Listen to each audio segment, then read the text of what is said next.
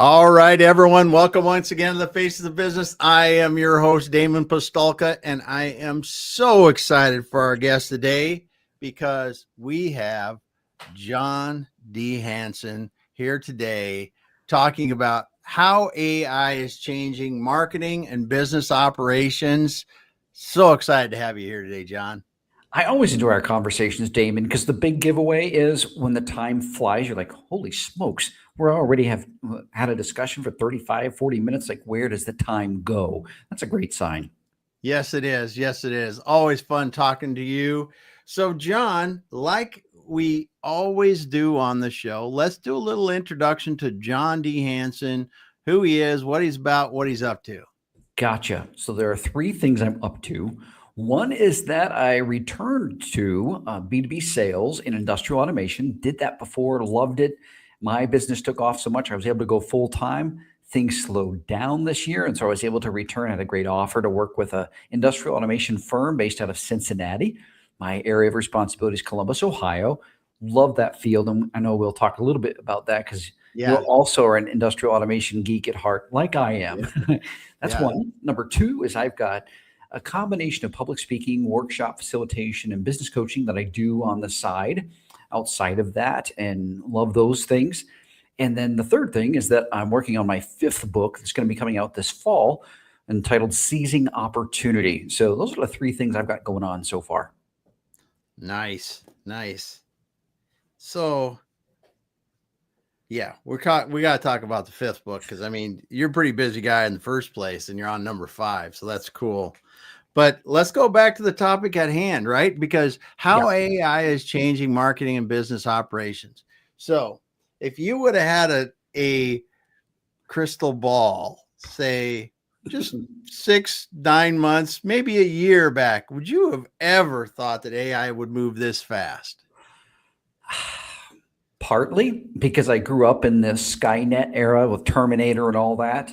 So there were already concerns that way. What I didn't anticipate, Damon, was how it would become an everyday part of my life in a great way that I didn't anticipate when I dipped my toe in the water last year. And I'm so glad I did. So while there were concerns about, reasonably so, I'll bet they were the same kind of concerns about the internet when that came out in the 90s, right? Change is something that humans don't tend to dive right into, and that's part of our survival instincts, right? But there's also always a silver lining and advantages there. So I tend to be entrepreneurial. So I look at things with, all right, how can I take advantage of this new tool? And I think that's helped me. Yeah. So what has been one of the things that you've seen in marketing and business operations that's really surprised you about the use of AI? You know, a friend of mine, I worked with him down in Florida, the Tampa area. He went to Podfest. Nope. Before he went to that, he went to an event hosted by, I believe is it Blackstone or BlackRock? I think it's Black. One of those companies. Yeah. And it was Microsoft. We had all kinds of incredible tech leaders in the room. What shocked me, Damon, was in the room, these are companies with vast resources. They were still in the slim majority, 15 to 20% of companies that were actively, and these are Fortune 10, Fortune 100 companies, that were actively investing into and learning and leveraging AI. So this is on the enterprise level of things, which shocked me because I thought the companies that have all these resources, surely they've got to be diving into this. And if that's the case, then that meant that small, mid-sized companies and definitely Main Street USA, they haven't even really begun to scratch the surface with this if enterprise with all these resources isn't yet. And this was just last year. This is less than a year ago, 6, maybe 8 months ago. That shocked me. Yeah, that is crazy because and I can see why though, because a lot of companies, big and small, are kind of stuck in the way of the way, I shouldn't say stuck, but they're used to doing it the way they are. That's right. If we're doing it this way, it's working well. I think that's actually worse than if it's not working well. True. For change. Yep. They'll continue to go down the same road for a long time until they start to see, performance wane. That's right. before that's where it gets to the point of, well, now it's broke, so maybe we need to fix it. Yeah. Proactivity has never been a strong suit, and it's a challenge. The larger the organization, the Oh, harder yeah. it is to bring about transformational change. So I totally get it. Yeah. And this is where small business or Main Street USA, they've got an advantage over these enterprise-sized companies because they're so agile. They can Yeah. implement something within days, sometimes even hours, where Yeah. these large companies, they've got all these levels and decision makers. And so there's a lot of friction in the process of bringing something like that on board, even though the Yeah. resources are so much larger. And I think Yeah. that's where That- mid-sized companies have an advantage. That is an advantage for those smaller companies to really go out on a limb a little bit or explore it a bit more. So let's back up and turn to John and go, John, how has AI really impacted your marketing and business operations? I have to admit, I wasn't the slowest adopter, but I wasn't the fastest one either. And I had heard of it. I had friends encouraging me to use different tools, and I've got like my top 3 list of things that I use on a daily basis. But it was the first one, the first toe dip for me in the water was Fathom, an AI app that I use now. Yep. It's built into my Teams, anywhere that I meet virtually. It's built in. So it's automatically, if I have the permission of my guest, automatically recording and summarizing every single virtual conversation I had. I should have been using this so long ago. I used the free version, and even if I wanted to upgrade to the pro version, it's so affordable. But what I get from that, because I do coaching sessions, right? At the end of the coaching session, almost immediately, my clients get a full transcript, word for word, of our conversation. They get a summary with action steps and a business plan. So a few of these, I was helping them put together their business plan. Because of this tool, I don't have to now transcribe from my handwritten notes, which I still like to do. I just take that, download the full transcript, and I can send that to them. I can send action steps to them as soon as our conversation is done. You talk about crossing something off your list that gives them next best steps. Oh, game changer as a coach. I should have been using this years ago. As soon as it came out, I should have been using this. So I'm so glad I adopted that last year. I wish I had done it sooner. Yeah, because those I use Otter.ai, similar Yep. tool, and they are. It's just nuts how your whole process changes for a meeting, for review to go to the next meeting. I mean, that's what I go, what? Because I don't know if you're like me, my notes are a bunch of squiggles and high points, and I'm going to miss some critical conversations. But being able to go back, look at the AI summary, and then go, okay, this is something that I need to look at more on, and click on it, and go down to the actual words in the transcript. All having all that automatically, you just became that much more effective, because before that's just gone. Or if you recorded it on video, you got to go to that spot in the video. You got to think about it, Oh my gosh. And I never did that. I'm just going to be honest. I would never go back. I just go off my notes, which are already cryptic. I'm not a stenographer that's typing or taking down great notes. So it was the highlights of whatever stuck out to me. Yeah. But that's not comprehensive like this is.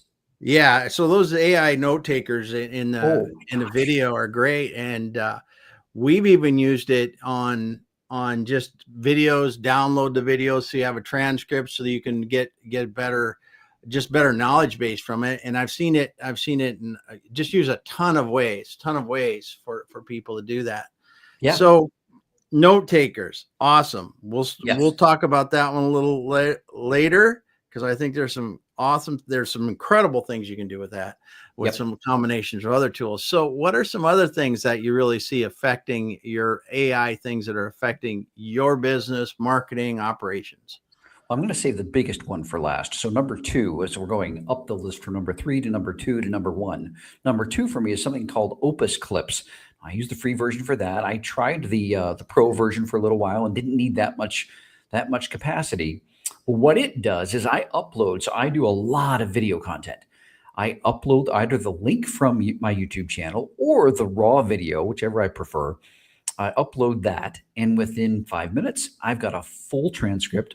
Plus, I've got bite-sized chunks of video with transcripts that I can then convert to whatever. And that's going to take me to the third tool. The advantage of this is, rather than, again, this is like a note taker from video, is it's my content. So I'm very much about original content. And I often just have our bullet points in my mind, and then I start sharing on camera. Well, I want to convert that into social media.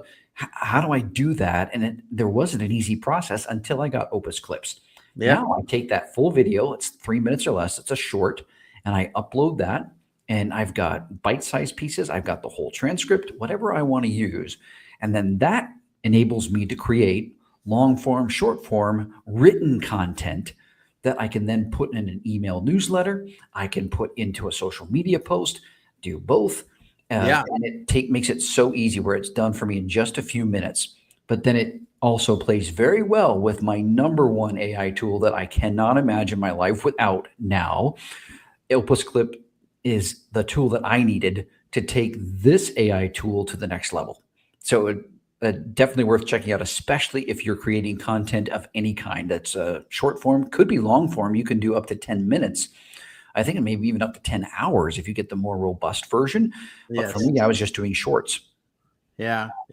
And it's funny, but I actually use that tool as well because it's so good. I mean, when you can edit videos by just adjusting the transcript. Yep. That to me is a game changer because I'm not going to sit there and try to get to the exact frame or anything like that. I mean, because for social media, you just really want it impactful. You want it short. You want it to say what you want in that clip. But that was the thing that really hooked me, is to be able to go, okay, take this text out and the video's adjusted. And then, like you said, you come back a few minutes later, you upload a 40-minute video. You got 6 to 10 different clips in it. Yep. Boom. And it'll even score it for you. Yes. Based off of the clip, it'll say, hey, this is an A+. It's got a good hook. It's got a good content and body to it. It'll give you a score of those clips it just created for you in 5 minutes. It's phenomenal what this tool does. And like you said, I can't stand editing. There are people that like to do that sort of thing, I guess. I'm not one of those. So editing, any kind of video editing, oh, heck no. This enables me, even with a short, it clips it for me. And then it gives me the transcript on top of that I can turn into other kinds of content. Yeah, that's great. Yeah. That's great. And when, so we're going to talk about your third tool, your favorite tool, your most important tool. And I love that we're getting right into this, because then we can look at the other side of this and how this has helped. So yeah, your most favorite tool. Oh my gosh. What will you lean on the most? The most favorite that I know I'm still scratching the surface of. And the only reason I say that is because even of the several things I do with it, I know there's even more that I can do because I have friends that do more with it. Is ChatGPT. I started using this last year. Now there are other open AI or even ones that you can pay for. This isn't the only one. Same with Opus Clips. I just did my research. I like the reviews on it. I like the interface. I tried the ones for free, and Opus Clips is what stuck for me for video AI, video editing. ChatGPT is my go-to. I quickly maxed out the free version, so I have the paid version. It's only $20 a month, but what the tool does for me, unbelievable. Now, again, I'm not creating original content with this. What I'm doing is a two-step process. So if you're a creator like me and you want it to be original, now if you wanted to spit out and create from just an outline or something raw, absolutely you can do that. For me, I'm a bit of a purist still. And what I do is I take the transcript from my videos, and now it's learned me. Yes. And then I take that transcript and I say, all right, I want a long form email for my newsletter, and I want it short form for my social media posts based off of this transcript. And here's the topic. Here's what I want to communicate. Here's the theme, and here's the tone of it. And then, literally a minute or two later, I've got the long form email for my newsletter. I've got the short form content for my social media posts. Copy and paste, adjust how I like it to sound, put in additional links and hashtags. And a process that would have been impossible for me to do, keep up with, means that the time it takes for me to be consistently on social media every day has shrunk from where you can't see my hands to something that's so manageable that I can't imagine my life without it. And that's just social media. There's other things that I've benefited from, all from a creative point. It's helping me. It's an optimizer. It's not taking over my creativity. It's enhancing it. It's enabling me to communicate more effectively. It's making such good use of my time that it enables me to be consistent far better. And then so many people have said, I'm so grateful for your content. It's so encouraging. I start my day with it. Well, part of that that I've been able to stay with it is because I take the video and with the help of ChatGPT and Opus Clips, I turn it into content that resonates with people. And that's the biggest way that I use ChatGPT on a regular basis every day. Yeah, that's very cool. Yeah, That's very it's cool. incredible. Once you go down the road, believe me, I was a purist too. You go down that road just a little bit, and the time it's going to save you and still keep it authentic to how you would talk in front of others, it's incredible. Yeah. It's incredible. Yeah. Yep. And in the paid versions, like I've got of Chat GPT. I mean, there's people that say that other tools are better for writing, or there's other Sure. tools better for this, and that there are, because they've been hybridized, they've been adjusted to be They better. learned from Yeah. ChatGPT, which Yeah. was the one that kind of broke ground, right? Mhm. So of course they're going to have certain strengths, and they have to. Yeah. In order to have, you've got to niche down in order to have Yeah. an advantage, because you can't be another ChatGPT and Mhm. succeed at it. So you've got to specialize. It makes sense. Yeah. And the thing that I really see how it's changing, and I just read an article about this today, which is it's interesting and scary at the same time, is that you should think about right now, we're talking about AI enhancing what we're doing, Right. enhancing the existing things we're doing, making us better, faster, whatever that is. And just read an article, I don't know if it's this morning or yesterday, that was like, we really need to start thinking about how AI is going to do the task for us rather than enhance us to do the task faster. And that's a little scarier jump for a lot of people and a lot of things, because, it could be a big part of their day. But it really, it is an interesting thing when you see what some of these people are doing by bundling several tools together and automation and my goodness. Yes. Yeah. So while there are the security sides and the way that I don't have a mind that's larcenary in nature, but Yeah. if I did, I would be thinking of all the ways that I could use this tool, AI, to scam people. And they're certainly Mhm. coming up with creative ways to do Yeah. that. So yeah, that's the dark side out of course, but the internet had dark sides to it Yes. too. Yeah. And people with smarter minds and way higher pay grades than me are working to figure out, all right, how do we make sure this thing, as reasonably as possible, doesn't take off from us and then we become under its control, right? Yeah. So there's people chewing on that one. In the Yeah. meantime, though, we know, put yourself in the shoes as a consumer. Amazon has spoiled us so much that we expect high quality and speed. Well, so do your customers, so do your Yeah. clients. Well, how are you going to continue to deliver the excellent service levels that you have while staying competitive in a marketplace that expects the same level of quality, but so much faster? And so do you, Yeah. as a customer. How are you going to do that? You've got to use the tools available to you in order to have, if you're the best thing out there, then you've got to find ways for them to find out about you first, rather than the ones that are the only ones they know, and they're going to settle for what they know is probably there's a better option out there. We just don't know what it is. AI helps you with getting in front of people, more of them, sooner. And that's, Mhm. if you've got something of quality to put out, you should be using this, because more people need to be working with you. Yeah. And that is, like you're saying, in the marketing aspect of it, to really get efficient with your processes, and instead of, like you were saying, I might post once or twice a week. Now it allows me to post every day in the same Right. amount of time or less. And, you can spend your time on more valuable engagement with people, other things you have to do. Yes. Yes, Yeah. the highest and best use of our time is something that, particularly if you're a business owner or an entrepreneur, you should know the value of your time. And while you want to, it's reasonable to understand you want to kind of keep things, the concern of delegating to technology, things that you'd like to keep in the hands of a person. Well, you can't do it. You don't have the time to do it. Are you going to hire somebody full time to do that for you? That doesn't make sense either. And likely, if you're hiring someone fractionally to do it for you, they're already using these tools to maximize their productivity so they can Mm-hmm. support more people. So Yep. you're already likely using it indirectly. And if you're somebody that really values the quality of service and the quality of your content, you've got to be familiar enough with this or be comfortable enough to be handing this off to someone who is using it.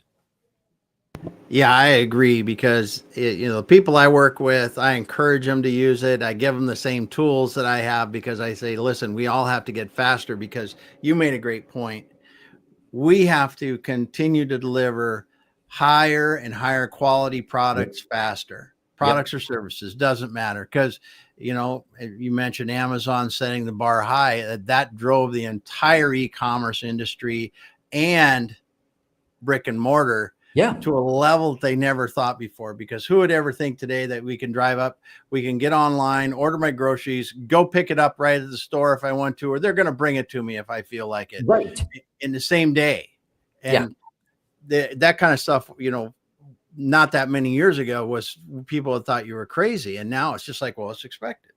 Yeah. And so moving forward in everything, Yep. everything. I mean, that has everything from buying a car to buying a house has changed because of those expectations. Yes. And everything in between, all the little things, even that much more. But it's so incredible now what we can do. Like you said, rethinking our processes with how does it look with this new tool? How does it look if I can do, as you said, I can create content way faster than I ever could before. So now I'm not doing that initial draft maybe, but what I'm doing is final editing and making it really good, or adding a graphic that makes it even better. And then I'm done, rather than coming from the idea to the content itself and then doing the editing. Yeah. So many steps in there, right? It Yes. reminded me of a quote by Grant Cardone, who said, best known beats best. Well, you might have the best service, the best solution out there, but if they don't know you, they're going to go with best known. And oftentimes that's not going to be the greatest level of service. Sometimes it is, but not always. So it behooves you, if you know you've got something of quality, to become best known or better known than you are now. And that's where these tools help you do that. Who doesn't want to maximize their income and their impact? They truly believe they've got something of value to add to others. Well, shouldn't that be in front of as many people as possible without burning yourself out and not sleeping? Well, this is a way that helps you reclaim your time and helps you get in front of more people and add more value to more customers. Yes. Yep. Good stuff. I love that. Best known beats best. It is the way it works. Yeah. And so oftentimes you'll hear small, mid-sized companies, well, we just can't compete with the big boys, with the enterprise-sized companies. They've got too many resources. Well, the good news is you've got a window, at least for, I don't know, a year or two before it becomes mainstream in enterprise level companies, because it's going to take them a while to turn the ship, because it's such a huge ocean liner. You're a speedboat. Mm-hmm. You could just zip that thing right around and start tomorrow learning about and using these tools. It really, they are that simple and that intuitive to use. You could be taking advantage of this window where the enterprise is not taking advantage of it to the scale that it could be.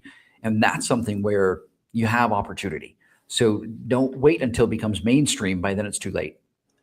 Yeah, that's a great tip, golden nugget that people should be taking to heart and going out and using, because we do have an opportunity now to jump ahead and move faster than we were before with this new tool. And I was talking to somebody a few weeks ago and I said, it really seems like the Chat GPT, and I'm just saying this straight, that generic, could be Gemini, could be whatever you're using, is going to be more like the Excel of business, because Excel is just propagated everywhere. And I think the AI, the simple AI tools like Chat GPT is going to become that, because even in myself, I see myself using it for, well, I don't know what to do. Go ask.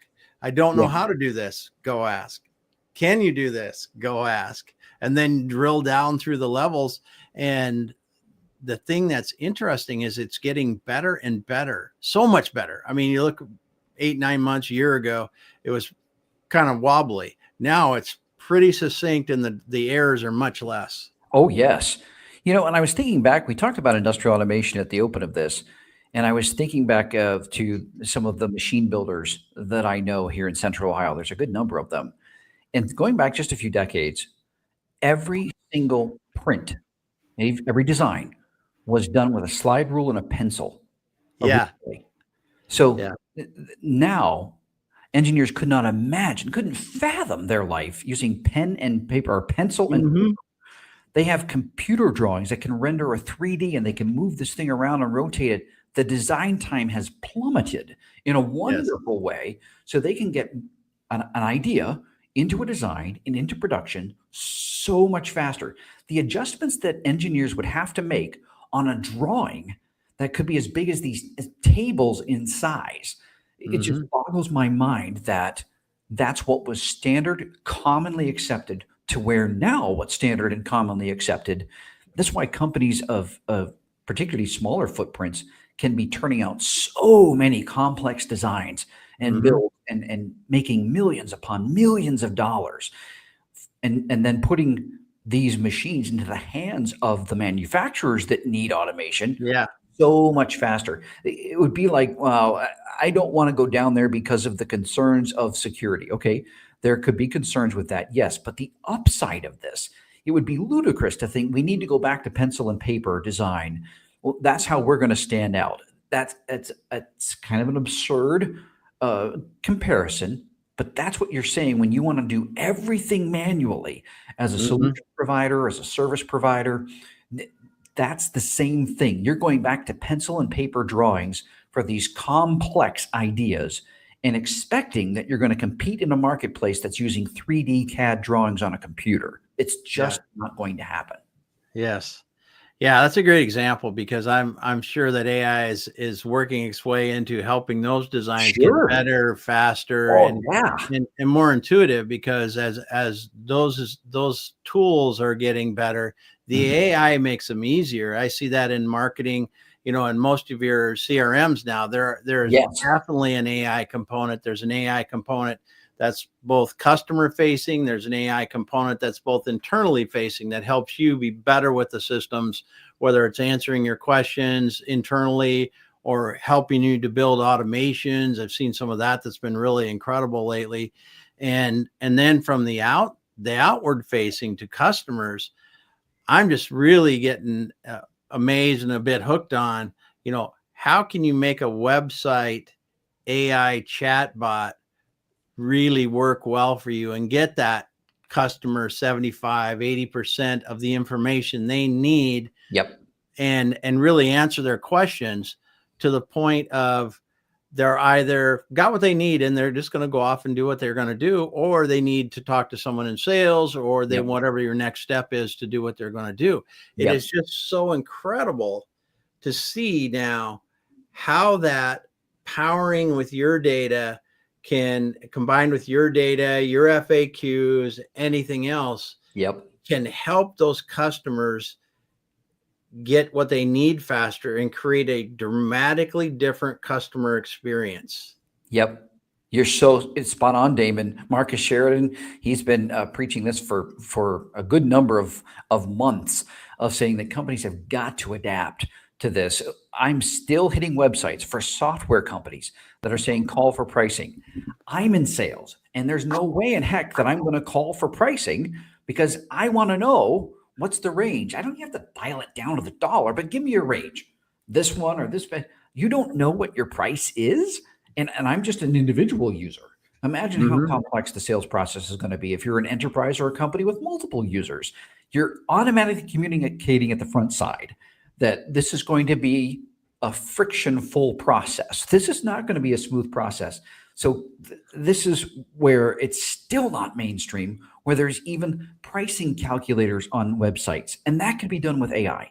A company there's so many resources out there to be able to stand head and shoulders above the vast majority of companies of all sizes, that if you're forward thinking enough to thinking, I don't want to talk to a salesperson, so why should they want to talk to my salespeople or talk to me? Because they think I'm going to sell them. Self-service. That's why we love Amazon. We go on, we see the reviews of other people. We can take a look and compare prices and products and reviews, pick the one, and then it's going to tell us when it arrives. It's going to keep us communicated. All this is done behind the scenes automatically. That's why we have so many data centers popping up. It's not because they're only tracking information. It's because they help us self-serve the way we want it, with speed, with convenience, with accuracy, with communication. Well, if you could add that to your service or solution, you're going to be heads and shoulders above anybody in your industry, most likely, or at least in a single percentage, even over enterprise-sized companies, because they're not doing this yet either. You have a significant advantage. And these things are fairly simple to roll out based off, like you said, FAQs. You already have an idea of what people commonly ask. Put those in FAQs or make fill in the field and it creates something for that customer. Eventually, they're going to be having a conversation with an AI chatbot or an agent, and they're not going to know it. And when they get to the point of either being fully qualified or asking a question that agent can't answer, then they'll get connected with a live person. But at that point, you'll know if they're seriously interested. They'll know if they're seriously interested. And then it makes sense to talk with someone. I'm the same way. If I can deal with it in self-service, I will. And if I have to talk to a representative, it takes more work than it should sometimes to talk to a representative. Shouldn't be that way in your company either. It should be frictionless, just like you like to shop and to buy. And you certainly don't like to talk to salespeople. And I'm a sales guy. I can say that. Yes. Making the sales easier and giving a lower friction buying experience, that's a big deal. And you said this, I just want to reiterate it. Websites that say call for pricing, you're just saying it's like it's going to be hard for me, and that person's going to leave and go to somebody that does show their pricing in most cases. So super cool. And then one of the things that I've really seen that's interesting is the companies that are leveraging AI in their marketing are now able to do things technically that they weren't able to do before at all, or they're able to do things now faster. And I was talking with a technical marketing person, and it was in a larger company in the US here a few weeks ago. And they were talking about how it used to be, if I needed to get a subject matter expert kind of blog or new product blurb or something like that, it was really hard because, to get someone to sit down and write it and do that thing is really hard. But as they've built their knowledge base and that they build their new products out, and that knowledge base keeps adding into that knowledge base, keeps getting bigger. Now they can come back to that, say it's an engineer, they can go back to John and say, hey, John, we launched the new product XYZ. You're a big part of it. We want you to have a blog post on that and the features and benefits, or why it's useful in the industry. And we've given you, here's a draft that we can start with, and you can edit it out the rest of the way, and we'll get it posted for you. And that initial being able to get that draft out there to that person, whoever it is, even they were using it in the example of to the CEO of the company, so they can publish some of their stuff. And so it's high level people are using this to help them get over that blank page to 75-80% done, and then them doing the final edits so it sounds like them, they approve of the content, and it goes out, is where you can really leverage that to get things done, more things done, and faster. Yes, absolutely. Hey, the window of opportunities are staying open shorter and shorter nowadays. So we know that speed is an issue with competition against other people that have a similar, perhaps even a little bit better. Often they're going to be about the same or average or worse than your product or service or solution. But if they don't know about it soon enough, they have to make decisions based on the speed of what their consumers want. They're beholden to the same kind of speed issue that you are. So you want to make it as easy as possible for the people you want to do business with to do business with you.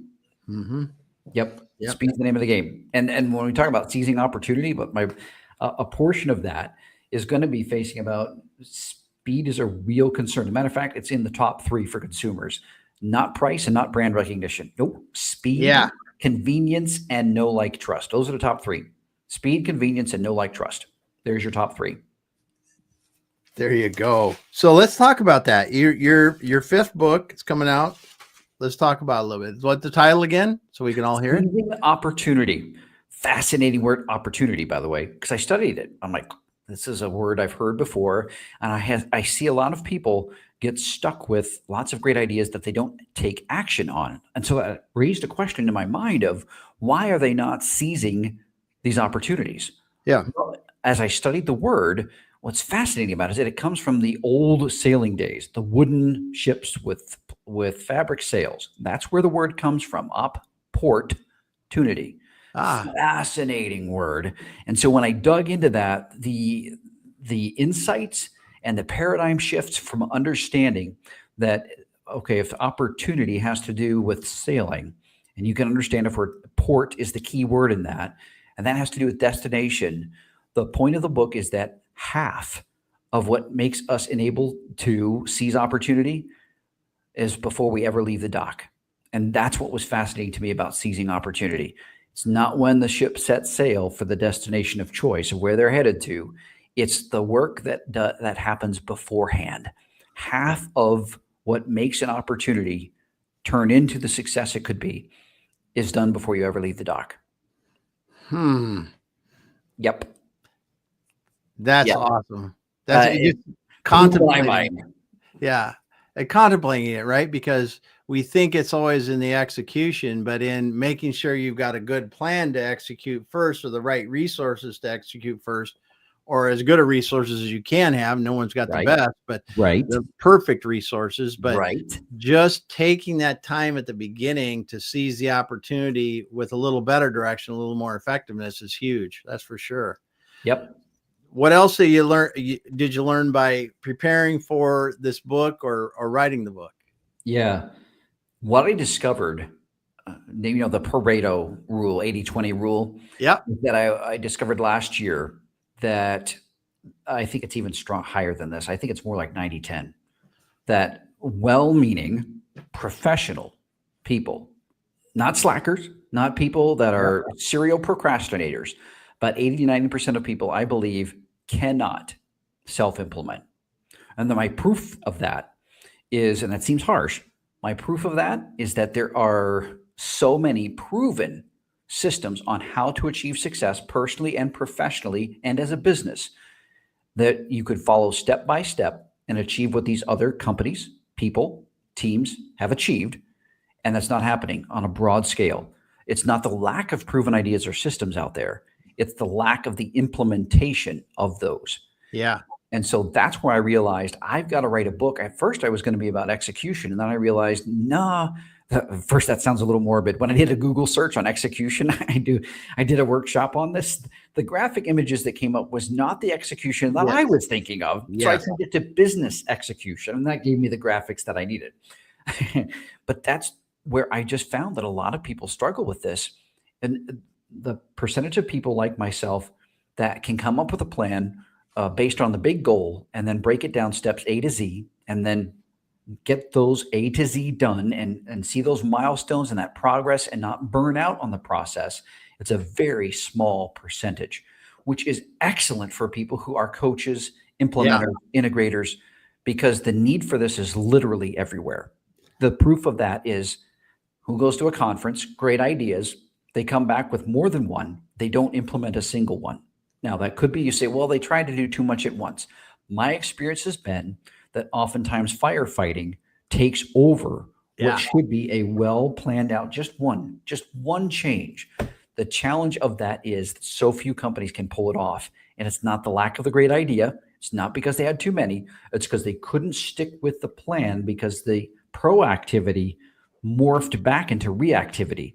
They're reacting to what's going on in the course of their life because that urgency steals progress.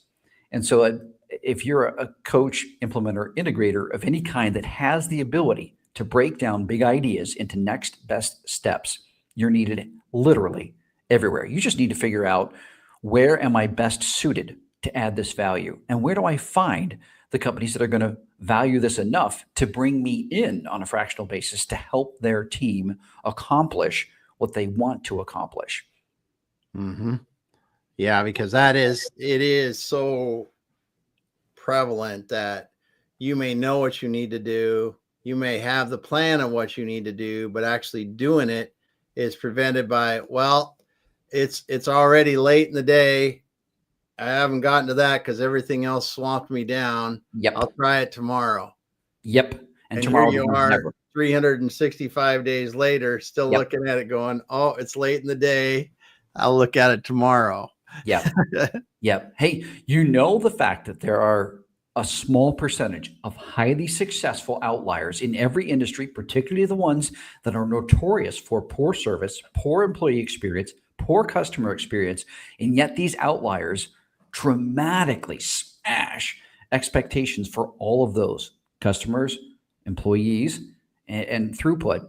And how do they do that? Well, they have the combination of taking excellent care of their people and processes. They execute phenomenally well in relationships and in processes. And that's what companies and individuals need help with. Companies, organizations of all sizes need help with processes, and they need help with relationships. And that's where a trusted business coach or consultant can help you do that.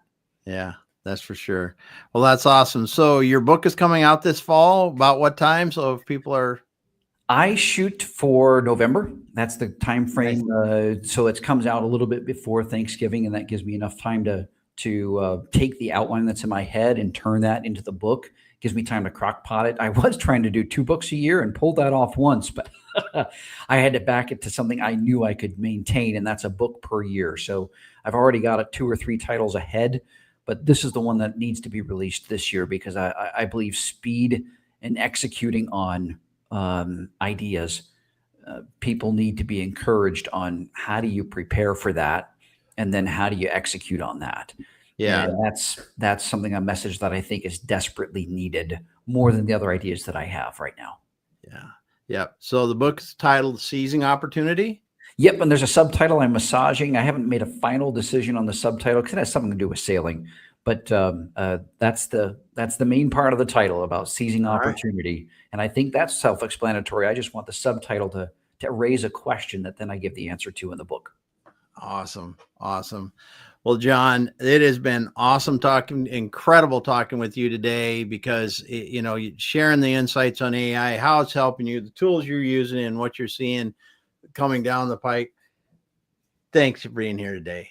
Hey, I appreciate our conversations, Damon. I love that we're nerds at heart. And I think that's a strength for us because we're genuinely curious, love to learn. And how does this affect me and my clients? So our conversations are always good. And they're good reminders for me too. As I'm sharing these insights, it's reinforcing the value of what I'm doing. And I hope that encourages others to not just take a serious look, but start taking steps to get into these tools so that more clients, more of their ideal clients, not just know about them, but choose to do business with them. Awesome. Well, John, thanks for being here today. I want to thank Usman for dropping the comment at the end. Greeting from Usman. Thanks for being here. We are going to be back again next week with another great guest. John, let's hang out and finish up offline. Thanks everyone for being here today. If you got in late, you want to go back to the beginning and listen to John. You want to look up John D. Hanson on LinkedIn. Look at his coaching, look at his stuff, get on his website, check it out. I've been there many times. Good stuff there. We will be back again. Thanks, everyone.